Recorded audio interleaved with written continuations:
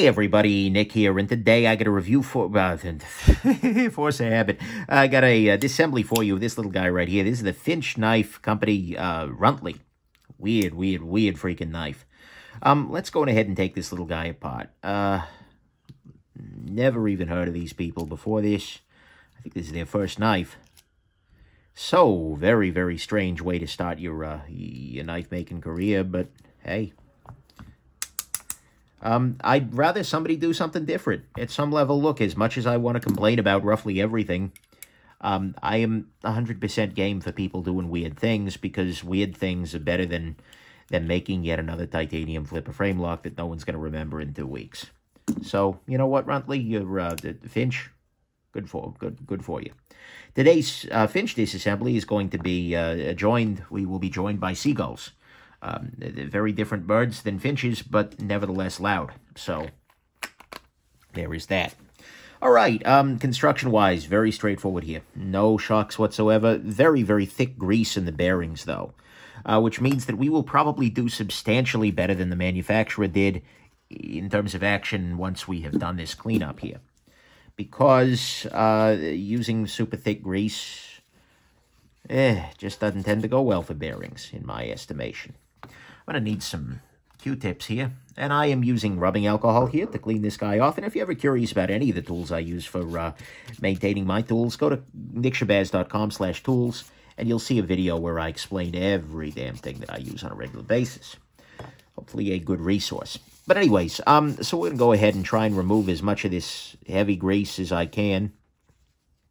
I can see, unfortunately, that there's enough of it that it's deep inside of these bearings, so it'll kind of continually be reapplying itself, unfortunately.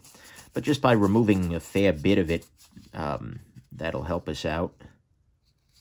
Some of that might be crystallized or something in there. Can I get at that?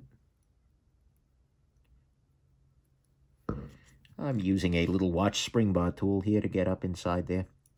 Relatively soft tool, and these are ceramic bearings, so it's not going to hurt anything. And now we go ahead and just clean. Now I push out the pivot. Pivot is fine. No concerns there. Push the pivot through. It is a non-free spinning pivot with a D shape on the clip side. Something to keep in mind as we are reassembling. Oh my God, have they put grease in this. This manufacturer did not do them any favors at all with this lubrication. I'm sure it is very cheap, and therefore it felt really ideal to some factory manager. Like the absolute most perfect choice, but I suspect that we're going to get a better action out of this guy once we are finished here. Always nice. Makes you feel like you're doing something for the world, right? What's your contribution to the world, Nick? I make nice knife disassembly videos. I made the Finch Knife Company Runtly run so much better. Wow! Is it too late for Nobel Prize submissions? I hope so. All right. Let's go on ahead and the Nobel Action Improvement Prize. That one's not been really widely publicized, but maybe. Yeah. Who knows? The Nobel Prize is Norway or Sweden, I forget. Either way, if you get one, it's a pretty sweet deal. Okay.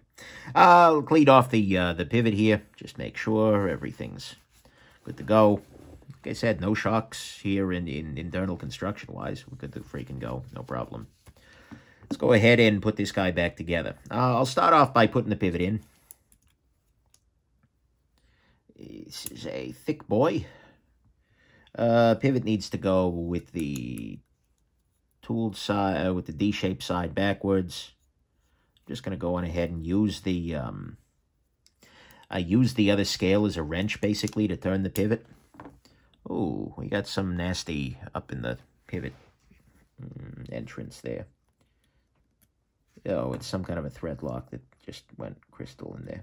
All right. Yeah, it doesn't seem to go too deep. All right, so I'm going to go ahead and use some 10-weight nano oil here.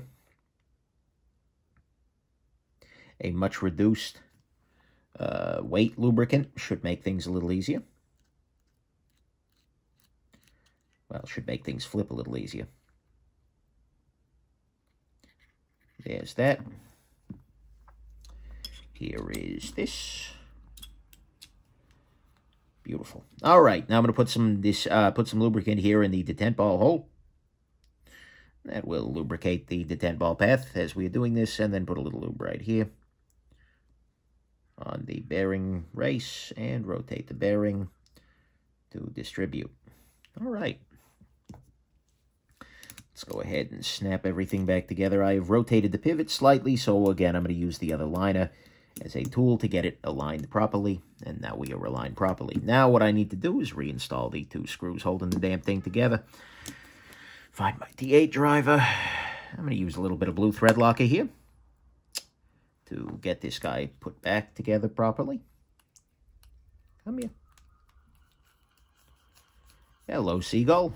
Couldn't let the Finch have the spotlight, could you? Oh, it is a horny seagull morning here in beautiful San Diego. They are so very, very amorous today, it would appear. So my video gets seagull bombed. All right, so centering is dead on. Action is pretty damn smooth. Let's see if I can loosen the pivot a little bit, get it smoother.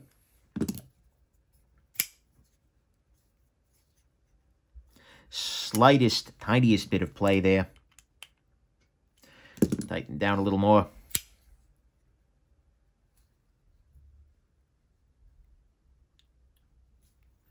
Thought I was feeling play for a second, but yeah, we're good to go. Lockup's good. Centering is dead on. That was a Finch. Not a cinch, a Finch. Okay, anyways, there you go. Hope this has been interesting to you, and have yourselves just an absolutely wonderful rest of your day. Bye now.